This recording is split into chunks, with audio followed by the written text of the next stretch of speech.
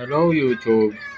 So, tinamad na kami mag-setup ng pamilya ko kasi kauwi lang namin galing sa sementeryo, no? November 1 nga kasi. So, parang reunion na rin namin ng magkakamag-anak doon sa Daw. Kasi doon lang yung time na nagkikita-kita kami.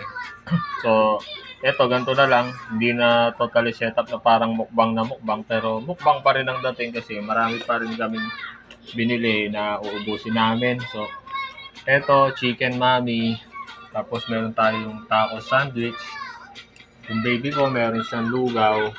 Tapos meron kaming pansit. So actually, alas paubos na nga ngayon binidyohan ko kasi talagang tinatamad na mag-setup. Pagod na kami. May burger sila, carbonara. So pag isa sila, ang panganay ko. So hindi na talaga kami nakapag-setup. So yun lang, parang update lang. Talaga yun.